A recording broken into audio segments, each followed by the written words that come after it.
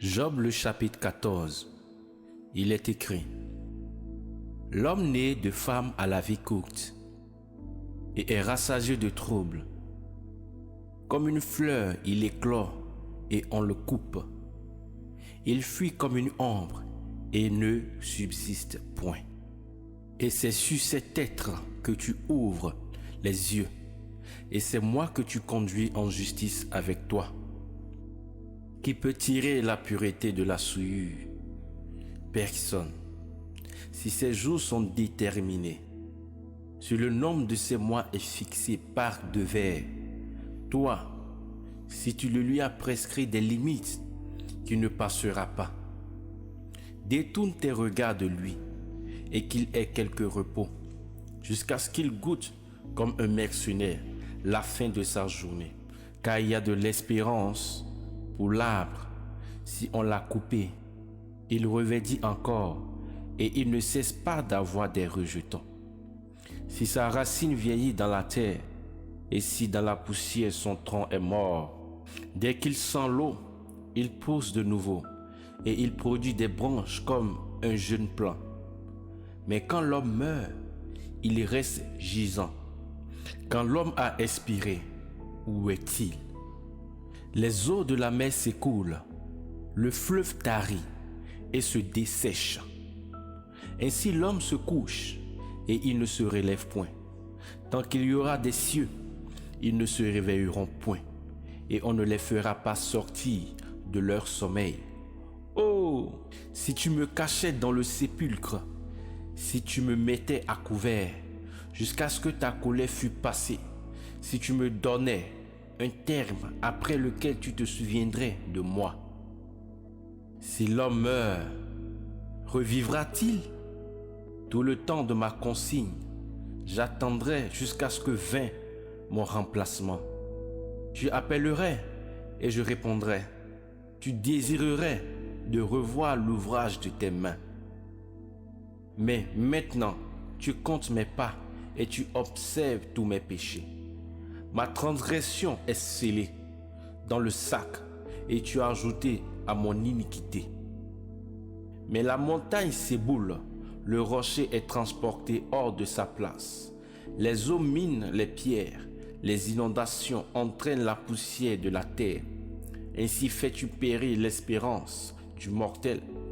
Tu ne cesses de l'assaillir et il s'en va. Tu changes son aspect et tu le renvoies. Que ses fils soient honorés, il n'en saura rien. Qu'il soit méprisé, il ne le verra pas. C'est sur lui seul que sa chair s'afflige et sur lui que son âme gémit. Job le chapitre 15, il est écrit: Alors Eliphaz de Théman prit la parole et dit: Le sage répond-il par une science vaine et remplit-il devant sa poitrine? Discute-t-il avec des propos qui ne servent de rien et avec des paroles sans profit?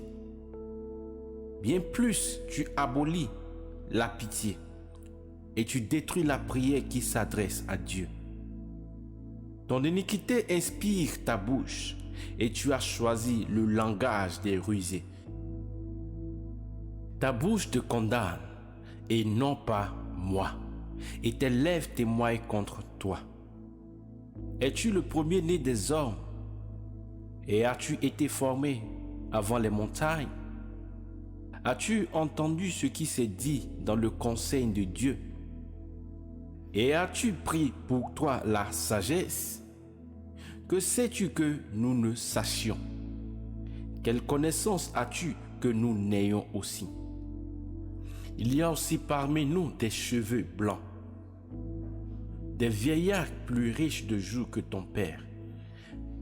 Est-ce donc peu de choses pour toi que les consolations de Dieu et les paroles dites avec douceur?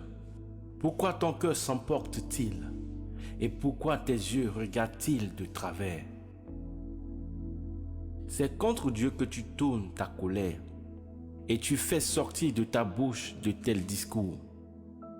Qu'est-ce qu'un mortel pour qu'il soit pur et un fils de femme pour qu'il soit juste? Voici, Dieu ne se fie pas à ses saints, et les cieux ne sont pas purs à ses yeux. Combien plus est abominable et corrompu l'homme qui boit l'iniquité comme l'eau. Je t'instruirai, écoute-moi, je te raconterai ce que j'ai vu, ce que les sages ont proclamé, ce qu'ils n'ont point caché, l'ayant tenu de leur père. À eux seuls ce pays avait été donné, et l'étranger n'avait pas pénétré chez eux. Toute sa vie, le méchant est tourmenté, et un petit nombre d'années sont réservées aux malfaiteurs. Des fruits effrayants remplissent ses oreilles. En pleine paix, de destructeur vient sur lui. Il ne croit pas pouvoir sortir des ténèbres, et il se voit épié par l'épée. Il court ça et là, cherchant son pain. Il sait que le jour des ténèbres lui est préparé. La détresse et l'angoisse l'épouvantent. Elle l'assaille comme un roi prêt au combat, parce qu'il a levé la main contre Dieu et a bravé le Tout-Puissant. Il a couru vers lui avec audace sous le dos de ses boucliers. L'embonpoint avait couvert son visage et la graisse s'était accumulée sur ses flancs.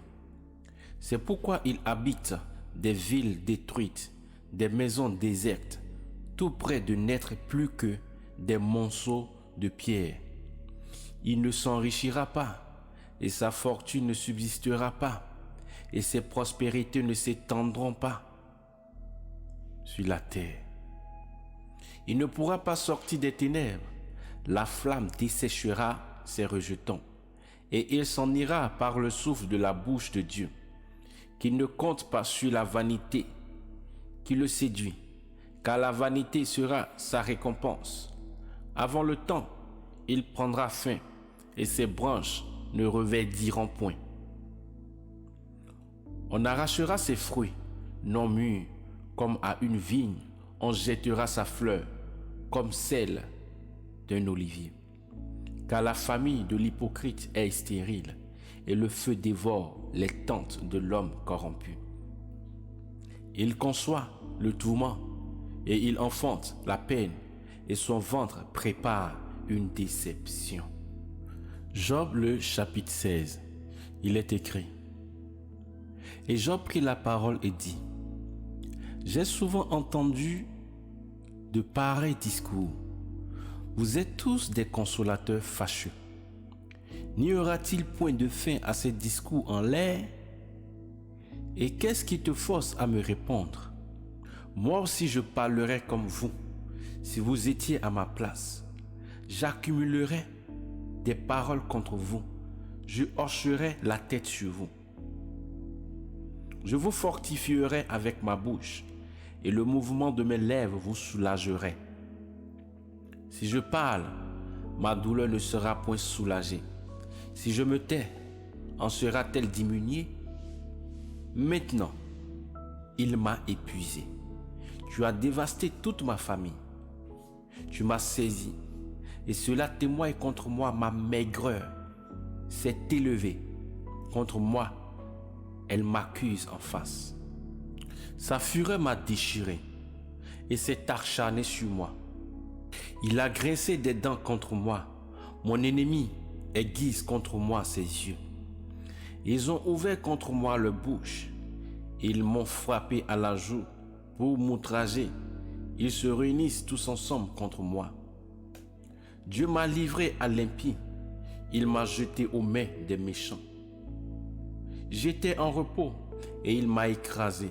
Il m'a saisi à la gorge et il m'a brisé. Il m'a posé en butte à ses traits. Ses flèches m'environnent. Il me perce les reins et ne m'épargne pas. Il répand à terre mon fiel. Il me fait plaie sur plaie. Il cause sur moi comme un guerrier.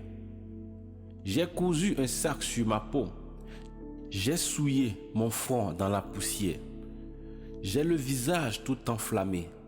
À force de pleurer, et l'homme de la mort est sur mes paupières. Quoiqu'il n'y ait point de crime dans mes mains, et que ma prière soit pure, ô terre, ne cache point mon sang, et qu'il n'y ait aucun lieu où s'arrête mon cri. À présent, même voici j'ai mon témoin dans les cieux, et mon garant dans les hauts lieux. Mes amis se moquent de moi, c'est vers Dieu que mon œil se tourne en pleurant, pour qu'il décide entre l'homme et Dieu, entre le fils d'Adam et son semblable. Car les années qui me sont comptées s'en vont, et j'entre dans un chemin d'où je ne reviendrai pas.